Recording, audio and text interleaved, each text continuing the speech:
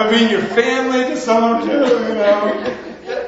the boyfriend's left or whatever. I mean, it was right here, that fifth night, we all had one.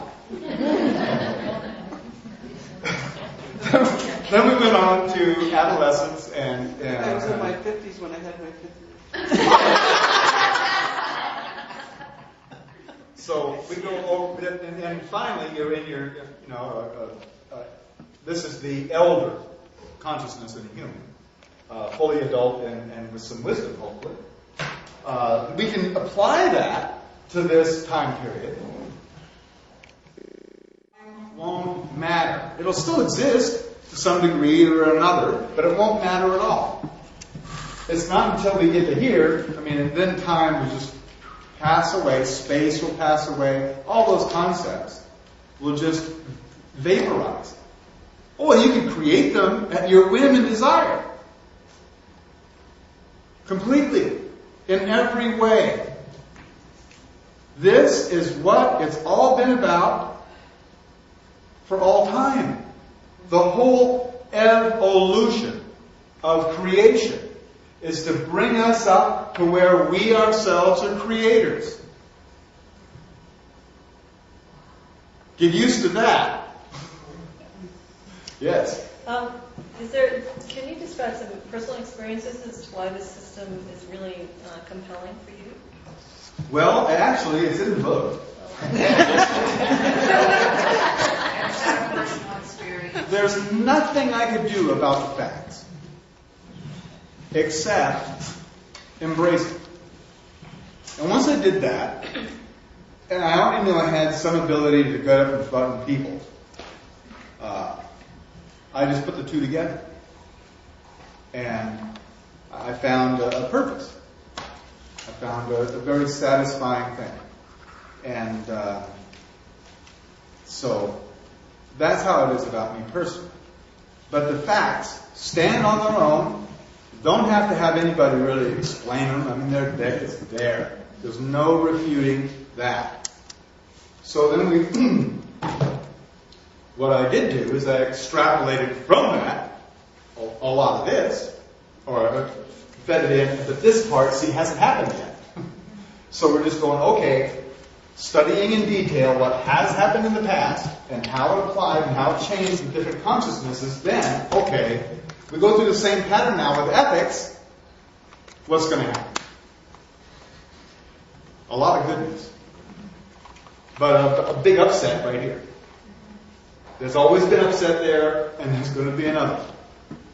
I can't imagine you're sharing that with too many of your fellow Americans without causing some problems. Yeah, actually, first of all, I'm perfectly safe in America.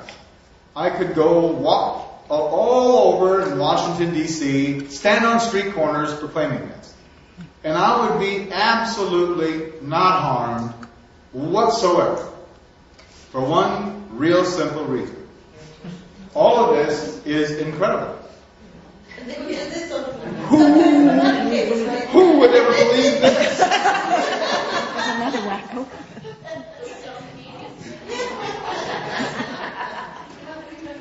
Well, I think more of the grassroots would listen to you than you think. The grassroots are getting really ready for the change because I'm out there. The ones that are really looking into the community, they're so frustrated. They know that there isn't a choice between Dean and Bush. No. Okay, well, the question was up there about how is it that you isn't it interesting presenting this to Americans? And am I safe, I guess, am I safe talking about this sort of thing? And I'm perfectly safe. Because these guys have all their plans, their consciousness is on what they're paying attention to. What they're paying attention to is how they can get more from people. That's all they're paying attention to. And then how they can trick and lie and strut and boast in front of people. And steal, right? Yeah, that's what they have their attention on. So that's what they're conscious of. And this doesn't exist, isn't real. I'm invisible. Completely. Same with David Icke. You guys read his work, right? Yeah. How in the heck can that guy be walking around? I've often wondered how he had his internet. I mean, that it's not been taken offline yet. Yeah, he's got all this facts and stuff on the internet, and how can that possibly be? The people at the top, the people who can do something about it, don't care. Because they don't believe that anybody else who's credible would believe that stuff. So how is this being accepted by the people in the U.S.? Well, limited. How is it being accepted by people in the U.S.? Limited. So far, I've done a lot of radio broadcasts, internet broadcasts, and some television, PBS and small local stations. But I haven't been on Oprah yet. Interesting you asked that question, because when I get back after this trip, on the 25th of September, we have an interview with Willie Nelson, Really? who has seen the tape of this information and is extremely interested in helping us to get this disseminated. And he's for Kucinich. He's coming to Sedona, and he's one of the #1 Kucinich backers. I can promise you that Dennis Kucinich will have this information in tape form within a very short period of time. And so the potential candidate for Democratic president will be apprised of this information. And will have his people studying it from a scientific point of view to verify everything. So this is really going to be something special. Right on time, by the way. Yeah, I want to show you something. Show you something. Let's see if I can find it here. Oh, yeah. Over here. There it is. I think so. Did you bring that harmonic concordance stuff? Oh, yeah. The concordance. Ooh, by the way, I could have gone into the economy of the world. Oh, I wanted to ask about money. The economy. This is the world economy. Look at this on the tape. Isn't it? Yeah. The world economy during the planetary cycle. Okay? And this is the days. And during the days, there were particular developments, like a continental currency, gold-backed, was in 1766 is when that went into effect. During the night, during 1772, the British and Dutch economies completely collapsed. Complete collapse of their economies in 1772. During the second day, the U.S. Mint was established. Gold and silver coins were made. 1794.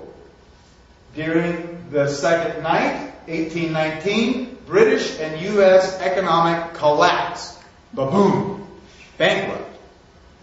Third day. I don't have anything written.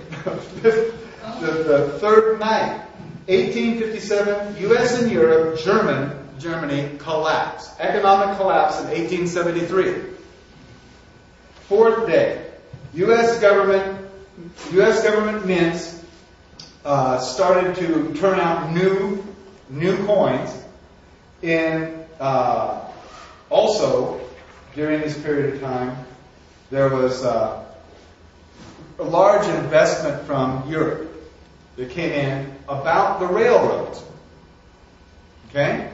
1893, depression in the U.S., France, and India. 1907. And went all the way through there. The fifth day, the Federal Reserve was started. 1913. The Federal Reserve was started. In the fifth night, 1931 to 1933, was the Great Depression. It didn't end then. Well, it went on. It went That from... was the depth of it. That was the depth of it. Started in 29, and it got, boom, serious during this period of time. Then during the sixth day, the U.S. pledged to the world to pay every debt to other nations in gold. Never mind, we went off the gold standard. We'll pay you in gold for all the debts. What day was that? What day was that? That's the 6th day. We went off the gold standard, but we promised the world that we would pay all of their debts in gold. In the 6th day. That's when Roosevelt was president. Right. 1933.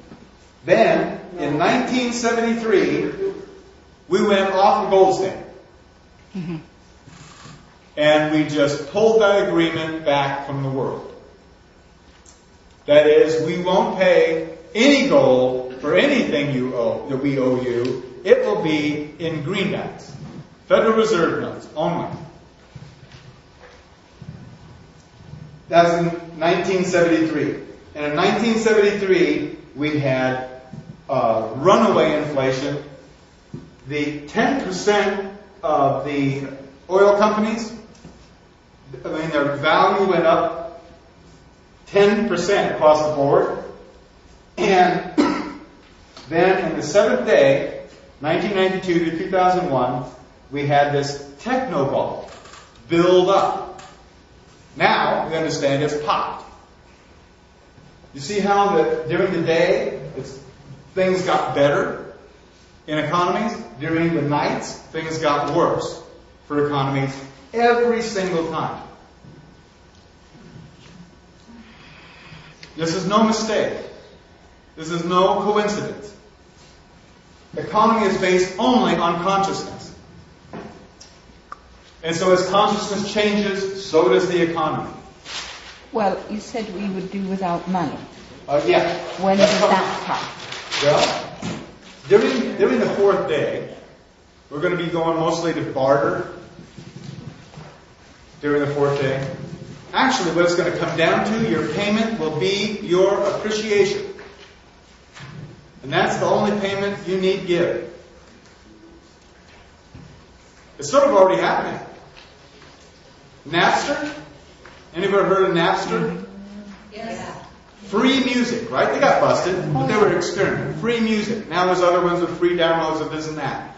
What was the most valuable thing on Napster? It was all free, so what was the most valuable thing? I was able to go back 25 years to get songs I hadn't heard. Yeah, that's to the individual. But on Napster, the thing that was most valuable was the thing that was downloaded the most for free. In other words, the thing that was appreciated the most was the most valuable. Isn't that the truth of the matter in the first place? Of course, the power elite overcame it, but, geez, we've been going 2 steps forward, 1 step back for a long time. We're still getting there. Okay? So, what's in the future is some kind of a protraction of that, where the value or the exchange of goods and services will be on the appreciation of that service. Sort of a pay-it-forward thing extended worldwide. The absolute model of that isn't made yet. That's part of the 4th day, is coming up with those models of how economy will work, and then putting those systems into place in the 4th night. That's how we get past money. In the meantime, gold is the only thing to have. Although you're going to use those greenbacks as toilet paper and nothing else. Mulch, maybe you can mulch them and put them in the ground for your plants. Maybe burn them, keep your hands warm, that kind of thing. That's the only use there will be for paper money, because it is absolutely, completely hollow and worthless. There is no value behind any of the money that you now use. They are shit chips. You go to work and you get paid shit chips. That then you can go out and with confidence, and only confidence, present them for shit. That you haul back home and store in your shit shed.